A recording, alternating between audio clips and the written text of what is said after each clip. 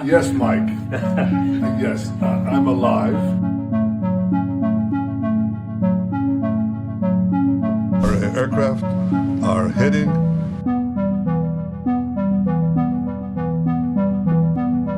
That's natin ito.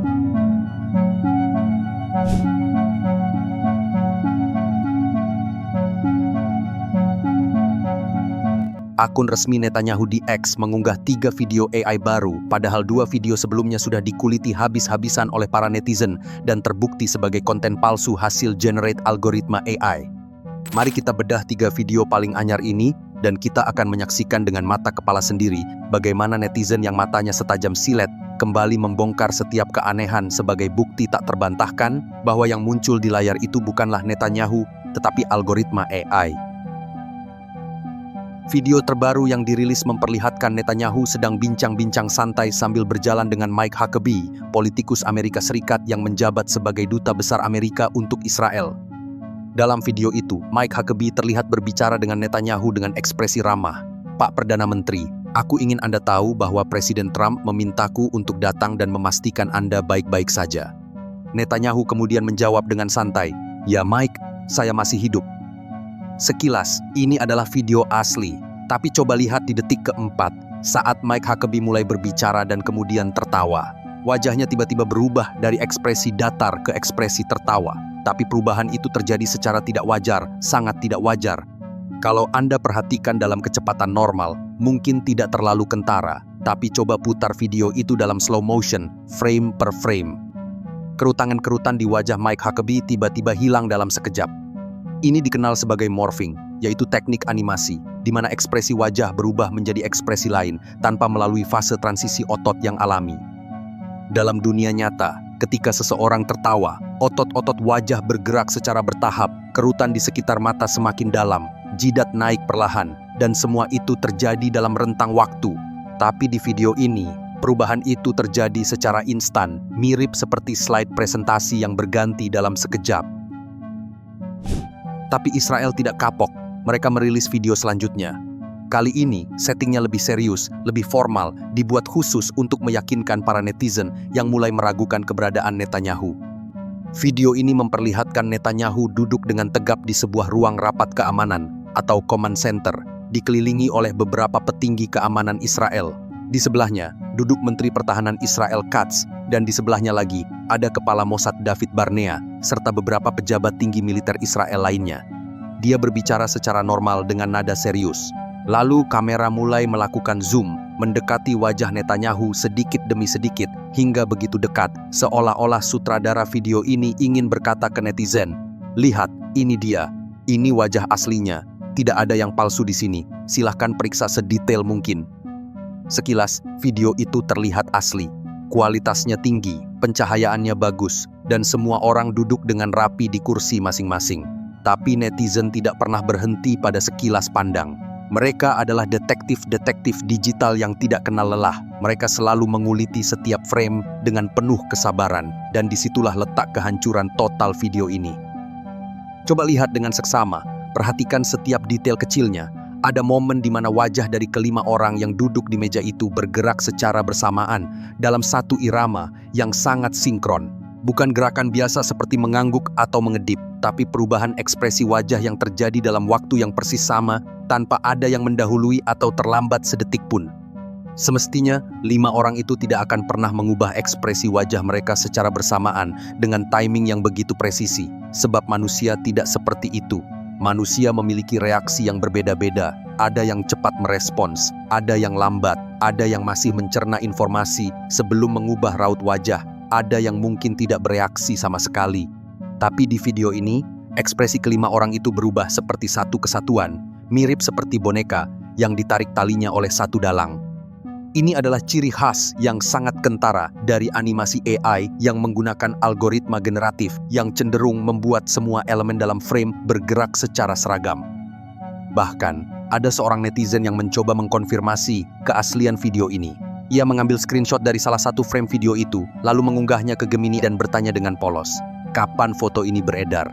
Dan jawaban Gemini AI benar-benar menghancurkan semua klaim Israel Gambar ini adalah dari tanggal 13 April 2024. Artinya, apa yang kita lihat dalam video yang diklaim sebagai rekaman terbaru di bulan Maret 2026 itu sebenarnya adalah foto lama yang diambil lebih dari setahun yang lalu, yang kemudian digenerate ulang menjadi video bergerak menggunakan teknologi AI. Bahkan, netizen lainnya menemukan bukti yang lebih kuat dan lebih konkret. Ia menemukan sebuah website yang memposting artikel tertanggal 26 Agustus 2025, dan di dalam artikel itu terdapat sebuah gambar yang menampilkan scene yang persis sama dengan video yang baru diunggah oleh Netanyahu. Komposisi kursi, posisi duduk orang-orang, bahkan detail kecil seperti letak barang-barang di atas meja dan arah pandangan mata, semuanya identik tanpa ada perbedaan. Ini adalah konfirmasi mutlak dan tidak terbantahkan bahwa video itu dibuat berdasarkan foto lama yang kemudian dianimasikan dengan AI agar terlihat seperti sedang berbicara dan bergerak. Bahkan, ada netizen yang memposting gambar saat mengomentari video itu, gambar dengan tulisan yang sangat menusuk dan tepat sasaran. Ketika sebuah pemerintah merilis banyak video AI untuk membuktikan bahwa pemimpin mereka masih hidup, pemimpin mereka sebenarnya sudah tidak hidup lagi. Jadi, apakah kamu percaya ini video asli? Tulis pendapatmu di kolom komentar. Tapi, Israel ternyata belum kapok juga. Mereka merilis video selanjutnya yang mungkin adalah yang paling konyol dan paling menggelikan di antara semuanya. Netanyahu tampak berbicara santai dengan latar belakang gunung yang asri, pemandangan alam yang indah dengan pepohonan hijau, seolah-olah dia sedang berlibur atau melakukan kunjungan ke pemukiman di daerah tinggi. Di sebelah kanan dan kirinya ada dua orang wanita. Ini adalah upaya untuk menunjukkan sisi manusiawi Netanyahu, sisi santai yang jarang terlihat di depan kamera, untuk meyakinkan publik bahwa dia tidak hanya hidup, tapi juga cukup sehat untuk menikmati pemandangan alam dan berinteraksi dengan warga. Tapi coba lihat dengan seksama, perhatikan setiap gerakan, karena di video inilah anomali paling gila dan paling tidak masuk akal terjadi. Perhatikan tangannya yang hendak memegang kursi. Di jari manisnya, ada cincin yang terlihat sangat jelas. Cincin itu konsisten, ada di beberapa frame awal. Tapi di tengah gerakan tangan itu, saat tangannya hampir menyentuh kursi, cincin itu tiba-tiba hilang. Bukan memudar perlahan, bukan bergeser posisi, tapi hilang total, mirip seperti objek yang gagal dirender secara konsisten oleh software 3D. Ini bukan keanehan optik, ini bukan ilusi cahaya. Ini adalah bukti bahwa video ini adalah hasil generate AI yang tidak konsisten dalam mempertahankan detail objeknya. Tapi, anomali tidak berhenti di situ. Masih ada keanehan lain yang lebih parah. Ada seorang pria berpakaian serba hitam yang berjalan, mungkin seorang petugas atau warga biasa yang kebetulan lewat. Coba perhatikan perubahan kakinya antara detik ke-13 hingga detik ke-15. Awalnya, kaki pria itu berjalan biasa. Tapi, tiba-tiba, hanya dalam 1 detik, tanpa transisi yang masuk akal, kakinya itu berubah arah secara drastis, menghadap ke arah diagonal kiri yang mengarah langsung ke wanita yang duduk di depannya. Perubahan ini terjadi terlalu cepat, terlalu drastis, terlalu instan untuk bisa dilakukan oleh manusia dalam 1 langkah. Di dunia nyata, jika seseorang ingin mengubah arah jalan, ia perlu memutar badan terlebih dahulu, menggeser berat tubuh dari satu kaki ke kaki lain, lalu melangkah ke arah lain. Tapi, di video ini, perubahan terjadi dalam 1 frame, mirip seperti teleportasi, seperti orang yang tiba-tiba pindah posisi tanpa ada proses sama sekali. Ini adalah kesalahan AI yang memang tidak memahami fisika gerakan manusia, yang tidak paham bahwa tubuh manusia memiliki keterbatasan dan membutuhkan waktu untuk berubah arah. AI hanya tahu bahwa orang ini harus sampai di posisi tertentu di frame berikutnya, tapi tidak paham bagaimana proses alami untuk mencapai posisi itu. Sehingga yang terjadi adalah perubahan arah kaki yang tidak masuk akal. Coba kita perhatikan dengan seksama, gunakan mata dan akal sehat kita. Apakah Anda percaya ini adalah video asli atau video generate AI? Coba tulis komentar Anda di kolom yang tersedia, karena setiap orang yang punya mata dan akal sehat pasti akan menjawab dengan tegas. Ini AI total, ini animasi, ini bukan video asli.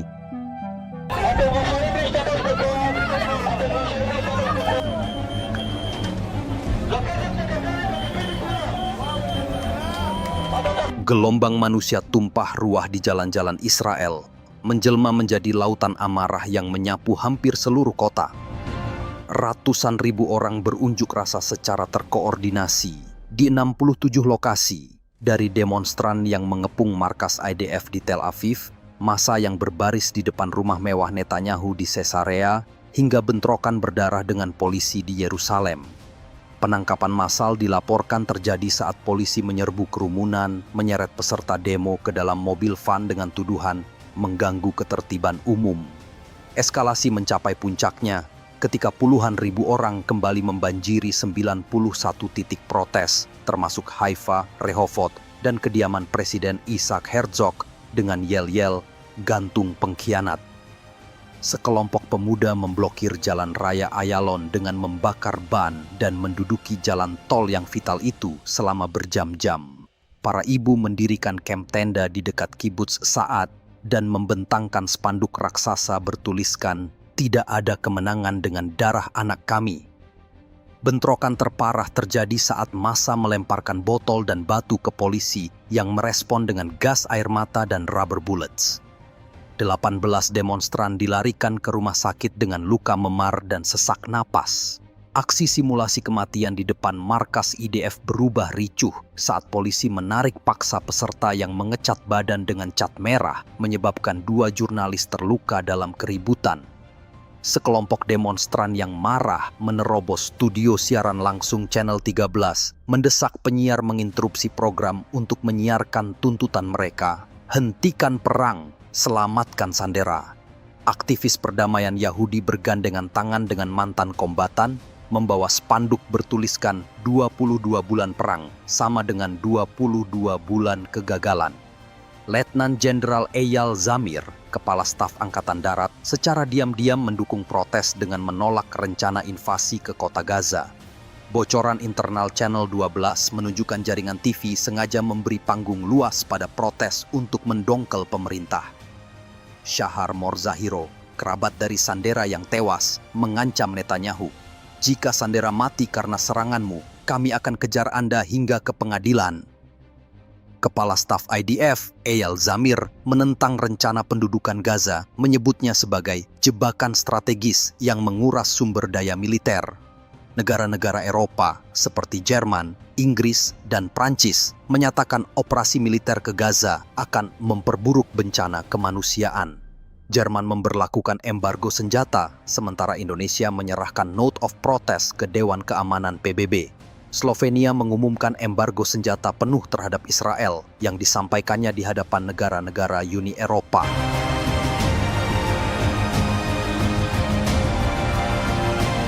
Benjamin Netanyahu berdiri di tepi jurang kekuasaan yang semakin menyempit, terpojok oleh krisis politik terdalam selama karirnya yang panjang. Pemerintahannya mengalami keretakan yang sangat fundamental. Partai-partai pendukungnya secara resmi mengundurkan diri dari koalisi. Kabinetnya yang dulu kokoh kini tercabik-cabik oleh perselisihan internal tentang wajib militer bagi kalangan ultra-ortodoks. Survei Israel Democracy Institute mengungkapkan kedalaman krisis ini, di mana 73% publik Israel mendesak Netanyahu mundur, baik segera atau setelah perang usai. Sementara 87% menuntutnya untuk bertanggung jawab atas kekalahan dalam perang. Dukungan yang tersisa untuknya di antara publik semakin menipis, terkikis oleh persepsi bahwa ia lebih mementingkan kelangsungan kekuasaannya daripada kepentingan nasional. Skandal korupsi yang membayanginya sejak tahun 2019 belum juga mereda hingga kini. Meski ia membantah semua tuduhan suap, penipuan, dan korupsi, tetapi pengadilan terus menggerogoti kredibilitasnya.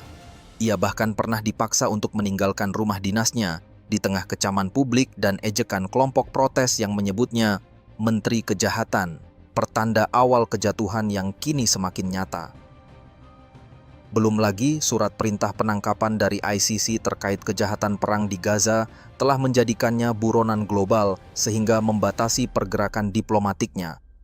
Ambisi geopolitiknya yang paling kontroversial, visi Israel Raya, kini menghadapi jalan buntu.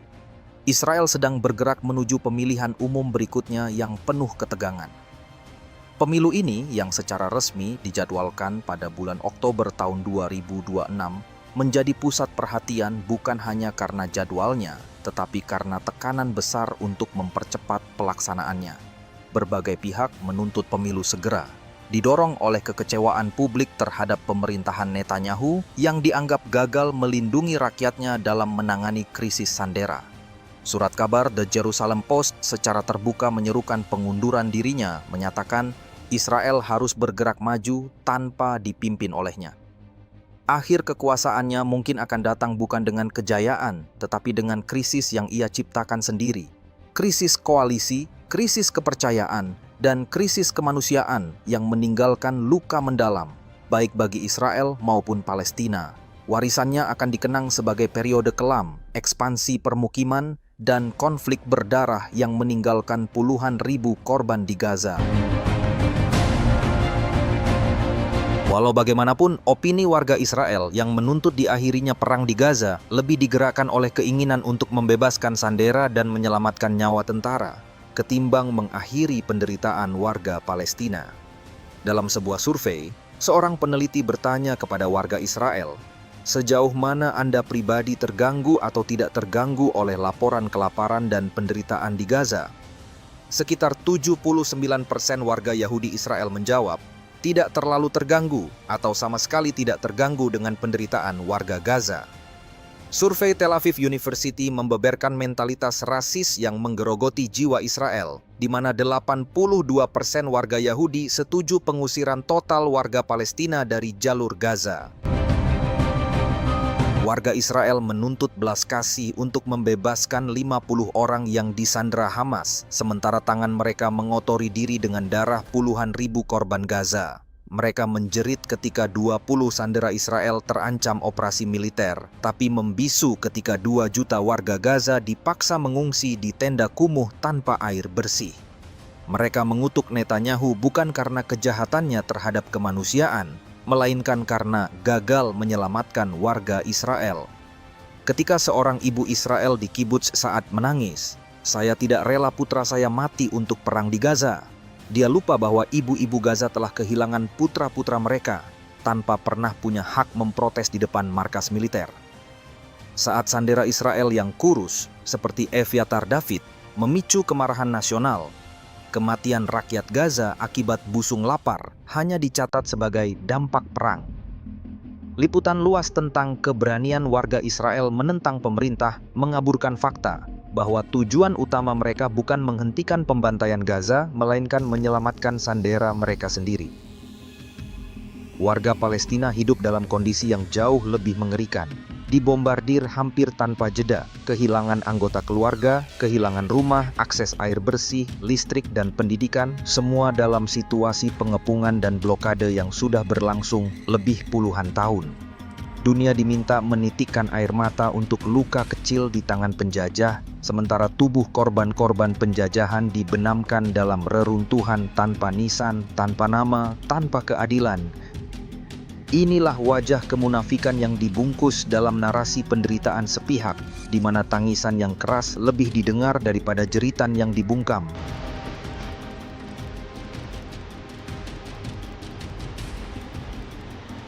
Sejarah Bani Israel, dari keturunan Nabi Yakub hingga klaim Israel modern yang bermasalah.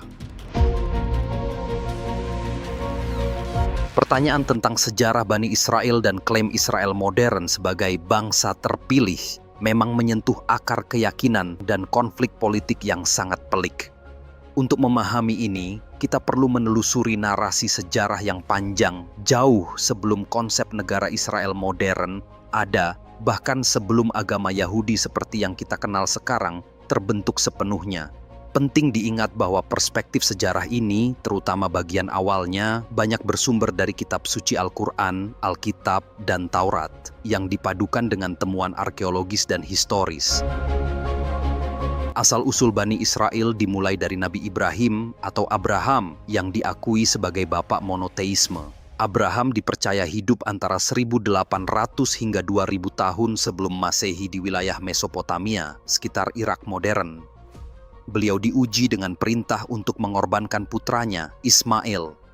Dari Ishak lahirlah Nabi Yakub atau Jakob yang juga dikenal sebagai Israel, yang berarti hamba Allah. Jakob memiliki 12 putra yang menjadi cikal bakal 12 suku Bani Israel. Jadi, istilah Bani Israel secara harfiah berarti anak-anak Israel, merujuk pada keturunan biologis dan spiritual dari Yakob. Nabi Yusuf atau Joseph, salah satu putra Yakob, memiliki kisah terkenal di mana ia dibuang oleh saudara-saudaranya dan kemudian menjadi pejabat tinggi di Mesir. Kelaparan hebat di Kanaan, sekitar Palestina modern, memaksa saudara-saudara Joseph bermigrasi ke Mesir. Di sanalah keturunan Yakob yang disebut Bani Israel berkembang menjadi komunitas yang besar. Namun, seiring waktu, penguasa Mesir yang baru melihat mereka sebagai ancaman dan memperbudak mereka.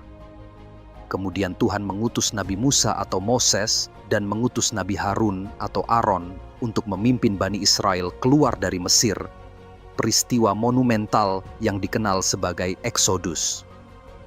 Di Gunung Sinai, Tuhan menurunkan Taurat kepada Musa atau Moses berisi hukum-hukum dan perjanjian.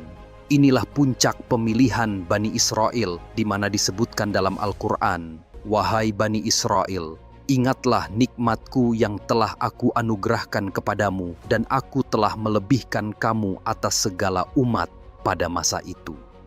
Pemilihan Tuhan atas Bani Israel ini bukan karena keistimewaan ras atau darah mereka, tetapi semata-mata merupakan amanah dan ujian besar. Tuhan memilih mereka untuk menjadi perantara penyebaran risalah dan penegakan hukum di muka bumi. Artinya, untuk menjadi manusia yang istimewa di sisi Tuhan, terdapat syarat yang harus dipenuhi, yaitu ketaatan mutlak pada hukum Tuhan yang adil. Sayangnya, sejarah panjang Bani Israel setelah Musa dipenuhi oleh siklus pelanggaran, peringatan, hukuman, dan pertobatan. Contoh nyata terjadi bahkan sebelum mereka memasuki tanah Kanaan.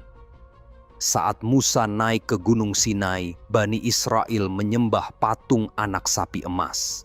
Tuhan pun menegur, memerintahkan mereka untuk bertaubat dengan saling membunuh sebagai bentuk hukuman berat atas kesyirikan itu. Tak berhenti di situ, selama perjalanan di padang pasir, Bani Israel terus menunjukkan kedurhakaan, ragu-ragu, dan ketidakpatuhan. Setelah akhirnya memasuki tanah Kanaan di bawah pimpinan Nabi Yusha atau Yosua, mereka mendirikan sistem kesukuan. Masa hakim-hakim sekitar tahun 1200 sebelum Masehi adalah periode pergolakan di mana mereka sering berpaling kepada berhala ketika hidup makmur, ditindas musuh ketika durhaka, lalu diselamatkan oleh seorang pemimpin yang diutus Tuhan setelah mereka bertaubat. Periode ini menunjukkan betapa rapuhnya komitmen mereka pada perjanjian di Gunung Sinai. Kerajaan Israel bersatu mencapai puncaknya di bawah Nabi Daud atau David dan putranya Nabi Sulaiman atau Solomon. Daud menaklukkan Yerusalem dan menjadikannya ibu kota. Sulaiman membangun bait suci Haikal pertama yang megah di sana. Namun, kemewahan dan kekuasaan di masa Sulaiman juga menjadi bibit perpecahan. Setelah Sulaiman wafat tahun 931 sebelum Masehi, kerajaannya pecah menjadi dua, yaitu Kerajaan Israel di utara dengan 10 suku dan ibu kota Samaria, serta Kerajaan Yehuda di selatan dengan 2 suku Yehuda dan Benyamin, serta ibu kota Yerusalem. Kedua kerajaan ini sering bertikai dan sama-sama terjebak dalam penyembahan berhala serta ketidakadilan sosial. Para nabi seperti Nabi Ilyas atau Elia, Ilyasa atau Elisa, Yesaya, Yeremia, dan banyak lainnya diutus untuk menyeru mereka kembali menuju monoteisme dan keadilan. Tapi ternyata mereka terus durhaka dan membunuh nabi-nabi mereka. Akibat kedurhakaan yang terus-menerus ini, hukuman Tuhan pun datang. Kerajaan Israel Utara dihancurkan oleh Asyur atau Assyria pada tahun 722 sebelum Masehi. Penduduknya yang terdiri dari 10 suku diasingkan dan menghilang dari sejarah. Kerajaan Yehuda Selatan bertahan lebih lama, tetapi juga jatuh ke tangan Babilonia yang dipimpin oleh Nebukadnezar pada tahun 587 sebelum Masehi. Bait suci Sulaiman dihancurkan hingga rata tanah dan elit masyarakat, termasuk para pemuka agama, diasingkan ke Babel atau pembuangan Babilonia. Peristiwa kehancuran bait suci dan pembuangan ini adalah titik balik paling traumatis dalam sejarah Bani Israel, menandai berakhirnya kerajaan merdeka mereka dan menjadi bukti nyata bahwa status terpilih telah dicabut akibat pelanggaran yang berat terhadap perjanjian. 50 tahun kemudian, Kekaisaran Persia di bawah Cyrus Agung menaklukkan Babilonia dan mengizinkan orang-orang Yahudi, istilah yang mulai populer untuk menyebut keturunan Yehuda, untuk pulang ke Yerusalem. Mereka membangun kembali bait suci dan selesai sekitar tahun 516 sebelum Masehi. Namun, mereka tetap menjadi wilayah taklukan Persia, lalu taklukan Alexander Agung, taklukan dinasti Yunani Seleucid, dan akhirnya taklukan Romawi pada tahun 63 sebelum Masehi. Pada masa penjajahan Romawi inilah sosok Nabi Isa Al-Masih atau Yesus lahir. Penting ditekankan di sini, Nabi Isa diutus Tuhan kepada Bani Israel mengajarkan kembali esensi monoteisme yang murni, mengoreksi penyimpangan yang telah merasuk di antara pemuka agama Yahudi saat itu, seperti kaum Farisi yang dianggap hipokrit. Ajaran Yesus adalah kelanjutan dan pemurnian dari risalah para nabi sebelumnya, dan dia datang untuk membenarkan Taurat, menghalalkan sebagian yang diharamkan atas mereka sebagai hukuman, dan mengajarkan monoteisme, menyembah satu Tuhan, Tuhanku dan Tuhanmu. Namun, sebagian besar Bani Israel menolak kerasulan Isa atau Yesus ini. Mereka berusaha menyalibnya, tetapi Tuhan menyelamatkannya. Penolakan terhadap Isa dan pemberontakan berulang terhadap Romawi akhirnya membawa bencana besar. Tahun 70 Masehi, Jenderal Romawi Titus mengepung Yerusalem, menghancurkan bait suci kedua hingga rata tanah, tersisa hanya tembok barat yang tersisa sedikit. Peristiwa ini jauh lebih dahsyat daripada pembuangan ke Babilonia, karena Romawi tidak hanya menghancurkan bangunan suci, tetapi juga secara sistematis menghapus otonomi politik dan keagamaan Yahudi di Yudea. Pemberontakan terakhir, yaitu pemberontakan Bar Kokhba tahun 132 hingga 135 Masehi, berakhir dengan kekalahan telak. Romawi mengusir sebagian besar orang Yahudi dari Yerusalem, mengganti nama provinsi itu menjadi Syria Palestina untuk menghapus identitas Yahudi. Orang Yahudi tersebar dan berdiaspora ke berbagai penjuru kekaisaran Romawi dan sekitarnya, dan peristiwa ini menjadi akhir dari era Bani Israel sebagai entitas politik dan mayoritas di Tanah Suci untuk berabad-abad berikutnya. Kehancuran Bait Suci kedua tahun 70 Masehi menjadi titik krusial bagi transformasi komunitas Yahudi.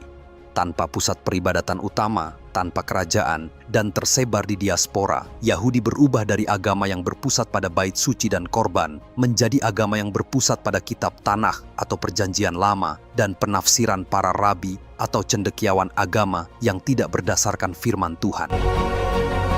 Periode inilah yang terjadi di abad-abad pertama Masehi yang menjadi perkembangan signifikan tradisi lisan yang kemudian menjadi kitab Talmud, disertai pembentukan Yudaisme rabbinik seperti yang kita kenal sekarang. Kitab Talmud merupakan hasil ijtihad, perdebatan, penafsiran, dan kodifikasi yang dilakukan oleh para rabi cendekiawan agama selama beberapa generasi, terutama setelah kehancuran Bait Suci kedua tahun 70 Masehi. Status Talmud sebagai Taurat lisan yang diyakini diturunkan bersama Taurat yang diturunkan kepada Musa, kemudian diwariskan secara lisan hingga akhirnya dituliskan, adalah klaim teologis yang sulit diverifikasi secara historis dan moral. Di dalamnya terdapat banyak diskusi dan pendapat yang ketika dibaca dapat menimbulkan pertanyaan serius tentang kesetaraan manusia. Beberapa bagian, terutama dalam traktat-traktat tertentu, memuat pernyataan atau hukum yang tampak merendahkan, diskriminatif, atau bahkan memusuhi kelompok non-Yahudi yang sering disebut Goyim atau Akum, akronim untuk penyembah bintang dan rasi yang digunakan untuk merujuk pada penyembah berhala. Sebagai contoh, terdapat pernyataan dalam Talmud Babilonia, misalnya dalam traktat Avodah Zarah, Sanhedrin, dan Kiddushin, yang menyiratkan bahwa nyawa orang Yahudi lebih berharga daripada nyawa non-Yahudi, atau bahwa non-Yahudi secara inheren memiliki kecenderungan moral yang lebih rendah. Hal ini menjadi sangat krusial dalam konteks politik Israel-Palestina. di mana narasi keagamaan tentang bangsa terpilih dan tanah perjanjian yang sering didasarkan pada penafsiran literal kitab suci termasuk Talmud digunakan untuk membenarkan pendudukan, perampasan tanah, dan perlakuan tidak adil terhadap warga Palestina non-Yahudi. Terdapat juga aturan hukum yang membedakan perlakuan terhadap orang Yahudi dan non-Yahudi dalam hal kesaksian di pengadilan, urusan bisnis, atau kewajiban untuk menolong. Larangan keras riba sesama Yahudi misalnya tidak berlaku sama ketatnya dalam transaksi dengan non-Yahudi dalam beberapa interpretasi hukum klasik. Penting untuk dicatat bahwa komunitas Yahudi dan para rabi sendiri telah lama menyadari sensitivitas dan potensi masalah dari bagian-bagian kontroversial ini. Selama berabad-abad, telah terjadi upaya penafsiran ulang, kontekstualisasi, atau bahkan pengabaian praktis terhadap beberapa hukum dan pernyataan yang dianggap tidak sesuai lagi. Banyak rabi modern, terutama dari aliran reformasi, konservatif, dan bahkan sebagian ortodoks liberal, menekankan bahwa bagian-bagian tersebut harus dipahami dalam konteks historisnya yang spesifik, yakni masa-masa penindasan Romawi, pertentangan dengan agama-agama pagan yang keras, dan pengalaman diaspora yang penuh penganiayaan, di mana komunitas Yahudi yang minoritas dan rentan berusaha mempertahankan identitas dan kelangsungan hidup mereka dengan sangat ketat. Beberapa otoritas Yahudi kontemporer secara eksplisit menyatakan bahwa hukum-hukum yang membedakan non-Yahudi itu tidak berlaku lagi, atau bahwa istilah akum tidak merujuk pada umat beragama monoteistik seperti Muslim atau Kristen, atau bahkan pada non-Yahudi secara umum di zaman modern. Agama Yahudi modern dengan struktur sinagoge, kepemimpinan rabi, dan penekanan pada hukum-hukum Talmud berkembang pesat setelah kehancuran Bait Suci dan setelah penolakan mereka terhadap Nabi Isa serta Nabi Muhammad. Jadi klaim bahwa agama Yahudi adalah agama asli para nabi Bani Israel seperti Abraham, Moses, David, dan Solomon adalah klaim yang bermasalah. Para nabi tersebut adalah para penganut monoteisme murni yang tunduk pada kehendak Tuhan. Di sisi lain, agama Yahudi, seperti yang terlembagakan setelah abad pertama Masehi, adalah perkembangan teologis dan legalistik yang terjadi setelah periode kenabian utama Bani Israel berakhir, dan setelah mereka menolak nabi-nabi terakhir yang diutus kepada mereka. Selama berabad-abad diaspora, konsep tanah yang dijanjikan tetap menjadi bagian sentral dalam doa dan harapan eskatologis. Mereka berharap Mesias akan datang untuk mengembalikan mereka ke Sion, Yerusalem, dan membangun Bait Suci ketiga. Namun, konsep ini bersifat religius dan futuristik, bukan politis dalam pengertian modern. Mereka menunggu intervensi ilahi, bukan gerakan politik manusia. Baru pada akhir abad ke-19, sebagai respons terhadap antisemitisme yang semakin parah di Eropa, muncul gerakan politik sekuler bernama Zionisme. Dipelopori oleh Theodor Herzl, Zionisme bertujuan mendirikan negara bagi orang Yahudi di Palestina, yang saat itu merupakan bagian dari Kesultanan Ottoman. Zionisme adalah gerakan nasionalis sekuler yang menggunakan narasi religius, tanah yang dijanjikan, dan bangsa terpilih sebagai pembenaran politik untuk penjajahan. Inilah akar dari klaim Israel modern. Mereka mengklaim diri sebagai pewaris sah Bani Israel kuno dan penerus hak atas tanah yang dijanjikan berdasarkan Taurat. Klaim Israel modern ini mengandung banyak persoalan mendasar dari sudut pandang sejarah dan teologi. Pertama, kontinuitas genetik yang dipertanyakan, di mana orang-orang Yahudi yang kembali ke Palestina pada abad ke-20 berasal dari berbagai komunitas diaspora yang berbeda secara genetik dan budaya. Sementara penduduk Palestina yang telah menetap di sana secara turun-temurun selama berabad-abad, baik yang Muslim, Kristen, maupun Yahudi Palestina, juga memiliki kemungkinan mengandung darah keturunan penduduk kuno Kanaan, termasuk Bani Israel yang tidak ikut dibuang atau yang kembali kemudian. Klaim hak darah eksklusif berdasarkan keturunan biologis kuno sangat sulit dibuktikan secara ilmiah dan diabaikan kompleksitas sejarah demografi wilayah tersebut selama ribuan tahun. Kedua, penyalahgunaan konsep bangsa terpilih. Konsep bangsa terpilih dalam tradisi aslinya, Perjanjian Sinai, adalah amanah spiritual dan moral yang bersyarat. Ia bukan hak istimewa yang permanen atau turun-temurun tanpa memandang perilaku. Al-Quran dan Alkitab sama-sama mencatat berulang kali bagaimana status ini dicabut atau dianggap tidak berlaku lagi akibat kedurhakaan Bani Israel. Mengklaim status terpilih untuk membenarkan pendudukan tanah, pengusiran penduduk asli, pembangunan permukiman ilegal, dan pelanggaran HAM terhadap warga Palestina adalah distorsi teologis yang parah. Ini bertentangan dengan esensi keadilan dan kemanusiaan yang justru menjadi inti ajaran para nabi Bani Israel sendiri. Ketiga, pengabaian sejarah panjang pendudukan dan keberagaman. Tanah Palestina telah menjadi tempat tinggal berbagai bangsa dan agama selama ribuan tahun setelah kehancuran kerajaan Yahudi kuno, Romawi, Bizantium, Muslim Arab, tentara salib, Mamluk, Utsmaniyah, dan penduduk setempat yang terus-menerus. Mengklaim hak eksklusif berdasarkan kepemilikan singkat ribuan tahun lalu, sambil mengabaikan hak penduduk yang telah menetap secara turun-temurun selama berabad-abad di bawah pemerintahan berbagai kekaisaran, adalah tidak historis dan tidak adil.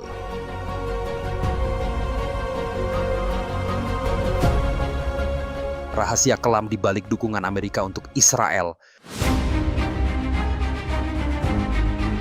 Hubungan Amerika Serikat dan Israel sering digambarkan sebagai aliansi terkuat dan paling konsisten. Dukungan ini terlihat jelas dalam berbagai bentuk: bantuan miliaran dolar setiap tahun, perlindungan diplomatik di forum internasional seperti PBB melalui hak veto, kerjasama intelijen yang mendalam, dan penjualan senjata canggih. Bahkan, ketika Israel melakukan operasi militer di Gaza atau tepi barat yang menimbulkan korban sipil Palestina yang signifikan, dukungan Amerika umumnya tetap kokoh. Banyak yang bertanya-tanya, mengapa ini terjadi? Apakah hanya karena lobi Yahudi yang kuat? Atau ada alasan lain yang lebih mendasar? Dan bagaimana dengan aspek moral menyaksikan penderitaan warga Palestina? Untuk menjawab pertanyaan-pertanyaan ini, kita harus melihat hubungan keduanya yang dibangun di atas fondasi sejarah, kepentingan, dan tentu saja politik. Secara historis, akar hubungan Amerika dan Israel bisa ditelusuri jauh sebelum berdirinya negara Israel pada tahun 1948. Gagasan tentang tanah air bagi orang Yahudi mendapatkan simpati dari beberapa kalangan di Amerika, termasuk kalangan Kristen Protestan yang membaca kitab suci secara literal, yang disebut Christian Zionists, yang percaya kembalinya orang Yahudi ke tanah suci adalah bagian dari rencana Tuhan. Presiden Harry Truman, meskipun menghadapi tentangan dari dalam negeri, menjadi pemimpin dunia pertama yang mengakui kemerdekaan Israel secara de facto pada tahun 1948. Keputusannya dipengaruhi oleh tekanan dari kelompok-kelompok Yahudi Amerika, pertimbangan moral setelah peristiwa Holocaust, dan juga perhitungan politik menjelang pemilu. Perang Dingin kemudian menjadi faktor utama yang mengubah simpati menjadi aliansi. Setelah tahun 1967, khususnya ketika Israel memenangkan Perang 6 Hari secara gemilang melawan negara-negara Arab yang didukung oleh Uni Soviet, nilai strategis Israel bagi Amerika menjadi sangat jelas. Israel muncul sebagai kekuatan militer regional yang tangguh dan stabil secara politik, yang bisa menjadi sekutu andalan Amerika di kawasan yang kaya akan minyak. Israel menjadi anjing penjaga bagi kepentingan Amerika, menjadi benteng yang bisa menghadapi pengaruh Soviet dan nasionalisme Arab yang dianggap mengancam akses Amerika ke sumber daya minyak. Selain itu, komunitas Yahudi Amerika, meskipun hanya sekitar 2% dari populasi Amerika Serikat, aktif secara politik dan memiliki tingkat partisipasi pemilih yang amat tinggi. Mereka juga cenderung berkonsentrasi di negara bagian yang sangat berpengaruh dalam pemilu, seperti New York, California, Pennsylvania, dan Florida. Kelompok lobi yang mewakili kepentingan pro-Israel, terutama AIPAC, American Israel Public Affairs Committee, telah lama dianggap sebagai salah satu kelompok lobi paling efektif di Washington, D.C. AIPAC dan kelompok sejenisnya bekerja tanpa lelah untuk membangun hubungan dengan anggota Kongres dari kedua partai, mendidik mereka tentang isu-isu terkait Israel, mendorong kebijakan yang mendukung Israel, dan mengerahkan konstituen untuk mempengaruhi perwakilan mereka. Mereka juga terlibat dalam penggalangan dana politik untuk kandidat yang mendukung posisi mereka. Kekuatan AIPAC terletak pada kemampuannya untuk memobilisasi dukungan di tingkat akar rumput dan menyalurkannya ke Capitol Hill secara terkoordinasi. Penting dicatat bahwa tidak semua orang Yahudi Amerika mendukung setiap kebijakan pemerintah Israel. Ada kelompok Yahudi progresif seperti J Street yang lebih kritis dan mendukung tekanan untuk solusi dua negara. Namun, narasi yang dominan masih berasal dari kelompok Yahudi garis keras yang mendukung pemerintah Israel. Selain AIPAC, ada juga faktor lain, seperti disebutkan sebelumnya, Christian Zionists, terutama dari kalangan evangelis konservatif, merupakan basis dukungan yang sangat besar dan bersemangat untuk Israel. Jumlah mereka jauh lebih besar daripada komunitas Yahudi Amerika. Mereka melihat dukungan kepada Israel sebagai kewajiban agama berdasarkan tafsiran kitab suci mereka. Percaya bahwa keberadaan Israel modern adalah penggenapan nubuat untuk kedatangan Kristus yang kedua. Kelompok ini sangat berpengaruh dalam politik Partai Republik dan menjadi kekuatan pendorong yang semakin kuat di balik kebijakan pro-Israel, terkadang bahkan lebih keras daripada beberapa kelompok Yahudi. Selain itu, baik Partai Republik maupun Demokrat secara tradisional bersaing untuk menunjukkan siapa yang lebih pro-Israel, melihatnya sebagai posisi politik yang relatif aman dan populer di mata banyak pemilih. Kritik terbuka terhadap Israel seringkali berisiko secara politik diserang oleh kelompok lobi dan dicap sebagai anti-Israel atau bahkan antisemitik. Ini menciptakan lingkungan di mana suara-suara yang memperhatikan penderitaan Palestina sering diredam atau bahkan direndahkan. Lalu, bagaimana dengan penderitaan rakyat Palestina dan genosida? Inilah titik moral yang paling menyakitkan dan sumber kritik terhadap kebijakan Amerika. Banyak pengamat organisasi HAM internasional seperti Amnesty International dan Human Rights Watch serta Badan PBB telah menuding Israel melakukan pelanggaran HAM yang sangat berat, melakukan kejahatan perang dan bahkan apartheid dalam pendudukannya atas tepi barat dan blokade terhadap Gaza. Operasi militer berulang di Gaza dengan korban sipil yang sangat tinggi, penghancuran bangunan dan perluasan permukiman ilegal di tepi barat dipandang oleh banyak pihak di dunia sebagai tindakan yang brutal dan tidak proporsional. Istilah genosida memang kontroversial secara hukum dan ditolak keras oleh Israel dan Amerika, tetapi banyak yang percaya bahwa tindakan Israel telah menciptakan penderitaan yang tak tertahankan dan menghapus prospek negara Palestina yang layak. Disinilah kebijakan Amerika menghadapi kritik tajam. Dengan terus memberikan dukungan militer, diplomasi, dan keuangan tanpa syarat, Amerika dipandang oleh banyak kalangan, terutama di dunia Muslim dan Global South, sebagai negara yang memfasilitasi penderitaan ini. Kritik ini semakin keras ketika Amerika memveto resolusi PBB yang menyerukan gencatan senjata atau mengutuk tindakan Israel. Bagi para pengkritik, dukungan Amerika adalah contoh nyata hipokrisi dan standar ganda dalam kebijakan luar negeri, di mana nilai-nilai demokrasi dan HAM yang dikampanyekan Amerika terlihat tidak berlaku untuk rakyat Palestina.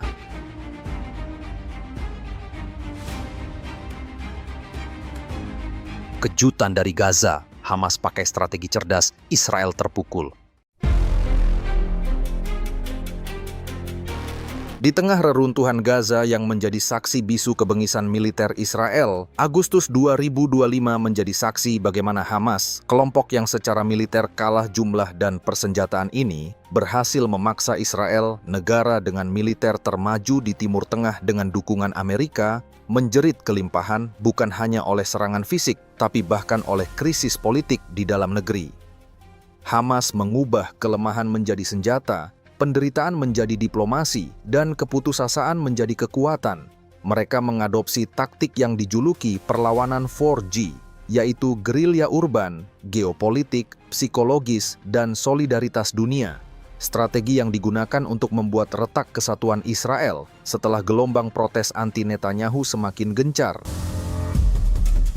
Hamas secara cerdas mengumumkan krisis kemanusiaan Gaza dengan mendeklarasikan tanggal 3 Agustus sebagai Hari Solidaritas Global untuk Gaza.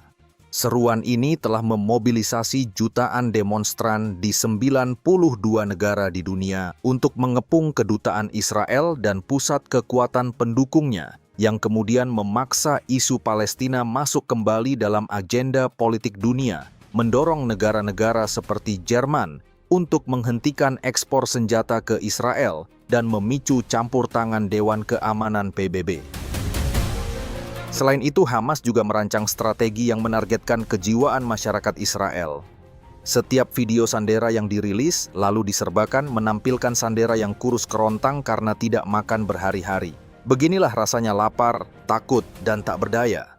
Hamas seolah ingin memberi pelajaran kepada warga Israel tentang seperti apa penderitaan yang selama ini mereka timpakan ke Gaza. Tapi ironi paling pahitnya, Yahudi Israel yang hidup di balik tembok-tembok kokoh dengan listrik, air, dan tentara elit mungkin takkan pernah benar-benar bisa diajari apa artinya kehilangan segalanya. Di medan tempur, Hamas dalam keadaan terkepung masih membuktikan adaptabilitas yang luar biasa. Serangan mereka di Beit Hanun adalah bukti nyata. Hanya dengan 3 bom pinggir jalan yang diledakkan berurutan, Hamas menewaskan 5 tentara elit Israel dari Batalion Netzah Yehuda Brigade Kafir dan melukai 14 lainnya. Bom-bom itu dipasang cerdas dalam 24 jam sebelumnya, menargetkan pasukan infanteri yang berjalan kaki, bukan dalam kendaraan lapis baja. Ledakan pertama menarik korban, ledakan kedua menghantam pasukan yang berusaha menolong, dan ledakan ketiga disusul tembakan dari anggota Hamas yang bersembunyi. Bahkan efisiensi waktunya terjadi dalam hitungan detik. IDF mengaku telah membombardir area itu sebelumnya, tapi Hamas tetap mampu menyusup dan menanam bahan peledak daur ulang dari bom Israel yang gagal meledak. Korban jiwa di pihak Israel akibat alat peledak seperti insiden serupa di Khan Yunis pada yang menewaskan 7 zeni tempur bertambah dan melambung, di mana hal ini telah mematahkan narasi IDF tentang dominasi mutlak di 70% wilayah Gaza. Setiap tank Israel yang masuk ke reruntuhan gedung adalah target gerilya. Setiap pos pemeriksaan adalah sasaran bom rakitan. Mantan pejabat Pentagon Alex Plitzas memperingatkan, lingkungan urban yang hancur adalah inkubator sempurna untuk insurgensi jangka panjang, sesuatu yang dialami Amerika dalam perang di Afghanistan. Netanyahu di sisi lain terjebak dalam kontradiksi kebijakannya sendiri. Di depan media internasional, ia membela rencana pendudukan penuh atas Gaza City sebagai jalan tercepat mengakhiri perang. Klaim yang langsung dibantah PBB sebagai pemicu bencana baru dengan potensi kelaparan masif dan pelanggaran HAM yang lebih dalam. Bahkan Donald Trump, sekutu terdekatnya, menyebut ada kelaparan nyata di Gaza, membuat Netanyahu terlihat tak hanya kejam, tapi juga pembohong. Rencana pendudukan Gaza City yang dipaksakannya pada Agustus 2025 menuai kecaman global dari Inggris, Rusia, Cina, Prancis, hingga Liga Arab. Kombinasi tekanan militer, politik, dan moral ini memicu perpecahan dahsyat di tubuh Israel. Publik Israel yang semula bersatu kini terbelah antara dukungan buta pada Netanyahu dan gerakan protes masif. Keluarga Sandera, kelompok yang paling vokal, menuntut diutamakannya nyawa tawanan di atas ambisi militer. Mereka memobilisasi dukungan di jalanan Tel Aviv, bahkan menyambut diplomat Amerika Steve Witkoff yang berkunjung untuk membahas krisis kemanusiaan dengan yel-yel memohon penyelamatan Sandera. Di akar rumput, kemarahan memuncak. Puluhan ribu demonstran di Sydney dan London turun ke jalan mengecam kebrutalan di Gaza. Sementara di Israel sendiri, polisi menahan 466 orang dalam satu hari saat protes meluas. Militer, meski masih patuh, mulai menunjukkan kelelahan. 449 tentara tewas dalam operasi Gaza per Agustus 2025. Hamas yang secara fisik terdesak justru memenangkan perang persepsi. Mereka menggunakan penderitaan warga Gaza dengan lebih dari 60.000 tewas menurut data Kementerian Kesehatan Gaza sebagai senjata moral untuk mempermalukan Israel di mata dunia. Setiap gambar kelaparan, setiap reruntuhan rumah sakit, setiap konvoi bantuan yang dihancurkan menjadi bukti kekejaman Israel yang disebarluaskan melalui media sosial dan jaringan diplomatik simpatisan. Meski kalah tembak, mereka menang dalam membangun narasi. Israel bukan korban yang membela diri, melainkan agresor yang menghancurkan harapan perdamaian. Teknik ini memaksa sekutu Israel seperti Amerika berada dalam posisi defensif. Di PBB, Duta Besar Amerika Dorothy Shea bahkan harus membela Israel dari tuduhan genosida dengan argumen yang terdengar putus asa. Perang ini bisa berakhir hari ini jika Hamas melepas sandera. Di tengah semua ini, Hamas tetap realistis. Mereka tahu tak bisa mengalahkan Israel secara konvensional, tapi mereka juga tahu Israel bisa dikalahkan melalui kelelahan politik, tekanan internasional, dan perpecahan domestik. Mereka memainkan kesabaran sebagai senjata, menunggu Netanyahu yang kepemimpinannya sudah goyah oleh skor korupsi dan kegagalan intelijen 7 Oktober, terjatuh oleh amarah rakyatnya sendiri. Setiap tentara Israel yang tewas di Beit Hanaun, setiap video sandera yang menyayat hati, setiap resolusi PBB yang mengutuk adalah pukulan bagi kredibilitas Netanyahu. Hamas mungkin belum menang perang, tapi mereka telah sukses membuat Israel kalah dalam dirinya sendiri, terpecah, terisolasi, dan mulai mempertanyakan pemimpin yang membawa mereka ke jurang tanpa perdamaian.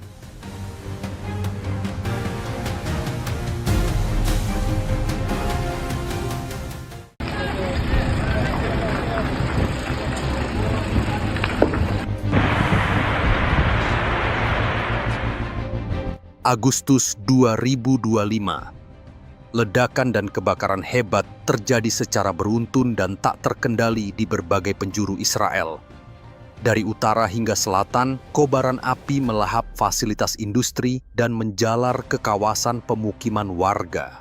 Tasnim News menggambarkan, situasi ini menciptakan suasana bak neraka di tengah musim panas yang ekstrim di Israel. Media rezim Zionis sendiri melaporkan berbagai insiden mencurigakan terus meningkat dalam 10 hari terakhir, di mana warga menyebut situasi semakin panas dan benar-benar berubah menjadi neraka. Para saksi mata menyebut dentuman keras dan lidah api yang menjilat-jilat kerap muncul tanpa peringatan sebelumnya. Penyebab pasti dari rangkaian insiden mengerikan ini masih diselidiki.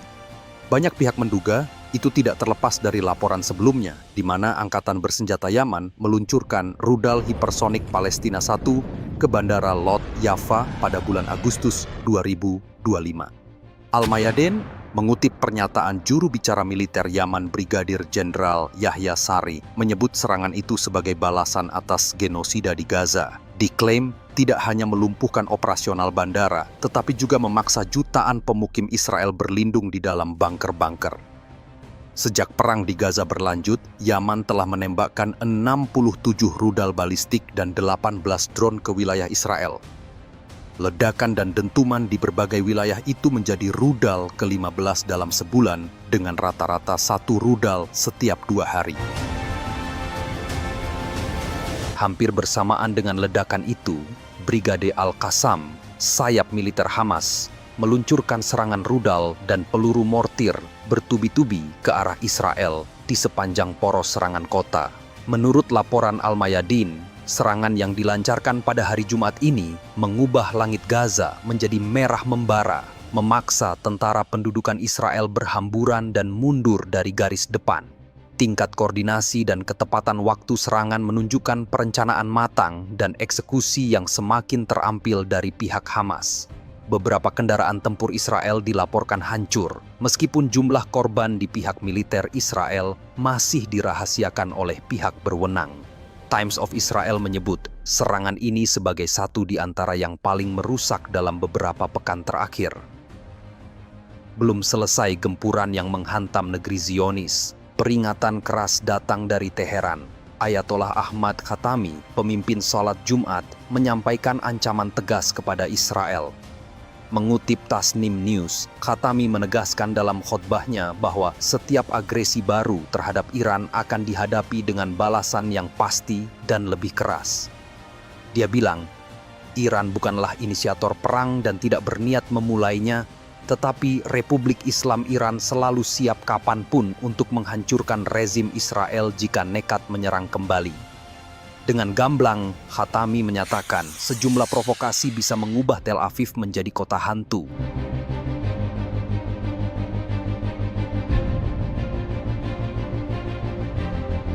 Israel gelap gulita, krisis listrik berhari-hari ubah kota menjadi neraka di tengah musim panas.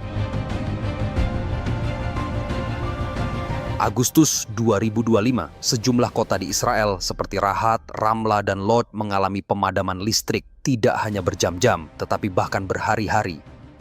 Pemadaman total ini kemudian menjalar ke Ashdod, Holon, Netanya, Rechovot, hingga Haifa di utara. Ledakan-ledakan dahsyat yang berdentum membuat jaringan listrik lumpuh total. Pasokan listrik, jika tersedia, hanya menyala selama 3 jam dalam sehari, dan itu pun tak stabil. Video viral menunjukkan warga mengamuk di jalanan, melakukan protes besar-besaran karena listrik padam terus-menerus dan lonjakan tegangan yang merusak peralatan rumah tangga seperti kulkas, televisi, dan komputer. Perusahaan Listrik Nasional atau IEC, Israel Electric Corporation, dinilai tidak becus menangani krisis ini.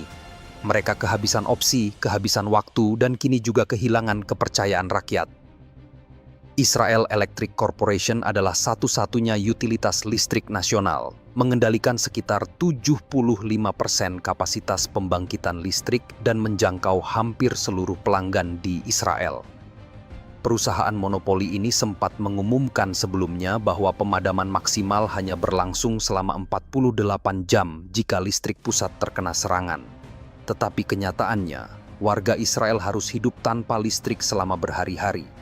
Israel tidak terhubung ke jaringan listrik negara tetangga seperti Jordan atau Mesir, sehingga tidak bisa mengimpor daya saat darurat. Media arus utama seperti Israel Hayom menyebut serangan rudal-rudal beruntun dari Iran pada Juni lalu yang dilanjutkan pada bulan Juli oleh proksi-proksi Iran seperti Houthi Yaman dan terus berlanjut hingga Agustus adalah penyebab utama terganggunya pasokan listrik di berbagai komunitas. Di kawasan Holon di distrik Tel Aviv dan sekitar Yerusalem juga dilaporkan mengalami blackout massal menyusul kebakaran besar yang tidak terkendali. Gelombang panas ekstrim memperparah kondisi di mana banyak warga tertimpa penyakit heat stroke, komplikasi, dan dehidrasi. Penting untuk dipahami bahwa meskipun Israel terletak di Timur Tengah, sebagian besar penduduknya bukan berasal dari etnis atau latar belakang yang secara kultural sangat terbiasa dengan panas ekstrim seperti penduduk asli kawasan ini secara turun-temurun. Mereka adalah warga Israel modern yang berasal dari Eropa, yang sangat bergantung pada teknologi untuk bertahan di iklim panas. Ketika AC dan kipas mati, kerentanan mereka terhadap penyakit terkait panas seperti demam menjadi sangat tinggi. Fakta di lapangan lebih mengerikan, namun pemerintah Israel membungkam media dan melarang dokumentasi visual. Peliputan dibatasi dan video dari lapangan disensor oleh otoritas Israel.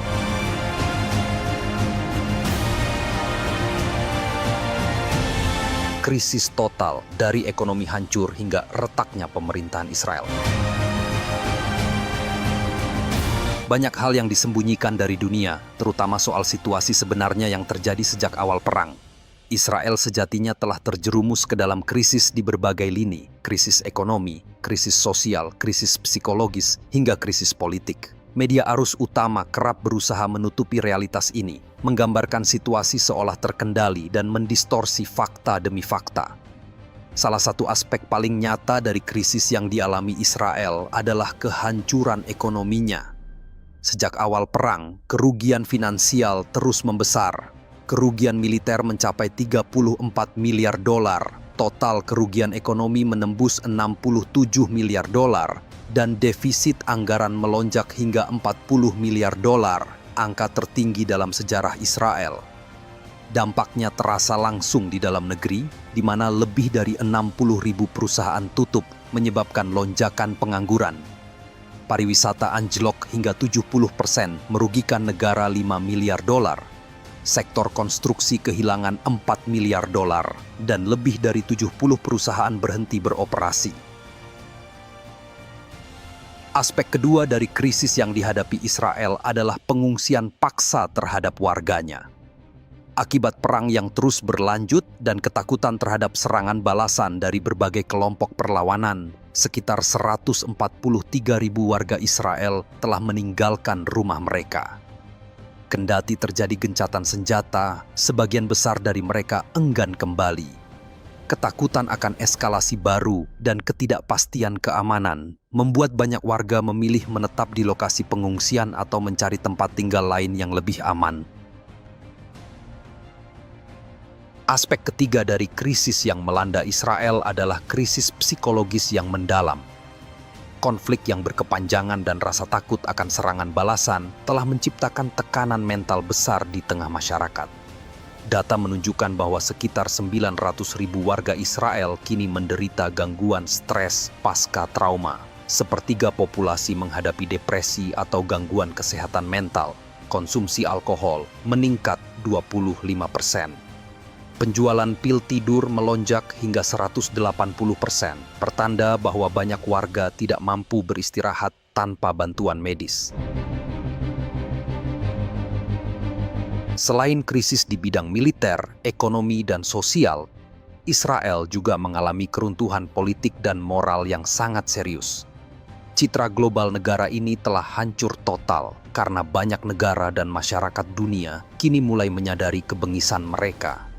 Hingga Agustus 2025, tidak kurang dari 147 dari 193 negara anggota PBB dengan tegas mengakui Palestina sebagai negara berdaulat. Tahun 2024, negara-negara Eropa seperti Spanyol, Norwegia, dan Irlandia bergabung dalam barisan pengakuan ini.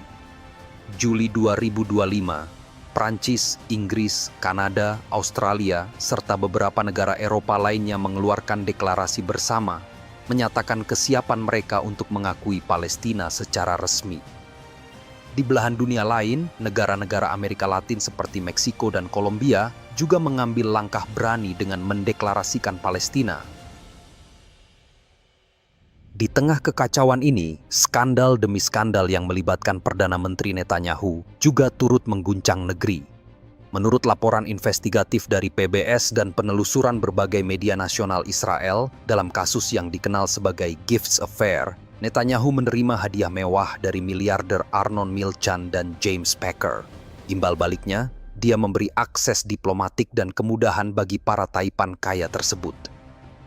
Belum selesai kasus-kasus tersebut, terdapat kasus yang dikenal sebagai skandal kapal selam Jerman, menyeret nama Netanyahu dalam pembelian kapal selam Dolphin Class ThyssenKrupp.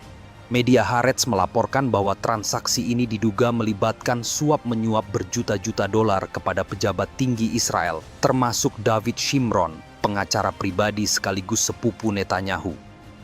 Skandal lainnya menyoroti dugaan Netanyahu menawarkan promosi jabatan kepada ketua pengadilan distrik sebagai imbalan atas penghentian proses hukum terhadap istrinya, Sarah Netanyahu.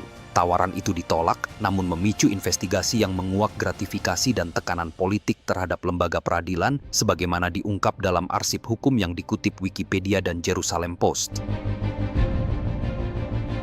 Sementara Netanyahu menghadapi badai hukum, orang-orang kepercayaannya juga tak luput dari skandal besar. Menurut Washington Post dan AP News, dua staf seniornya, Jonathan Urich dan Eli Feldstein, ditangkap dalam kasus Qatargate, sebuah jaringan dugaan penerimaan dana dari Qatar untuk memengaruhi kebijakan Israel dan membocorkan dokumen intelijen. Skandal ini memicu tuduhan berat berupa pengkhianatan dan pengaruh asing yang mengganggu integritas nasional. Ronen Bar, Direktur Shin Bet, turut memperparah krisis kepercayaan terhadap pemerintah. Dalam sebuah wawancara yang dikutip oleh The Guardian, Bar mengaku ditugaskan oleh Netanyahu untuk memata-matai demonstran anti-pemerintah. Ia menolak dan menyatakan kesetiaannya kepada institusi negara, bukan kepada figur politik. Apa yang tampak dari luar sebagai negara dalam konflik, ternyata dari dalam telah menjadi negara yang terkoyak. Retakan antara elit, bocornya kepercayaan publik, dan runtuhnya integritas hukum menunjukkan bahwa Israel sedang kehilangan kendali atas wilayah serta kehilangan kendali atas dirinya sendiri. Israel saat ini tidak sama dengan Israel yang dikenal dunia beberapa tahun lalu. Ekonominya runtuh, masyarakatnya hancur secara psikologis, emigrasi meroket, politiknya kacau, dan perbedaan pendapat internal meningkat. Semua indikator ini mengarah pada titik balik yang kritis yang membuat banyak orang bertanya, apakah kita menyaksikan awal dari berakhirnya proyek Zionis?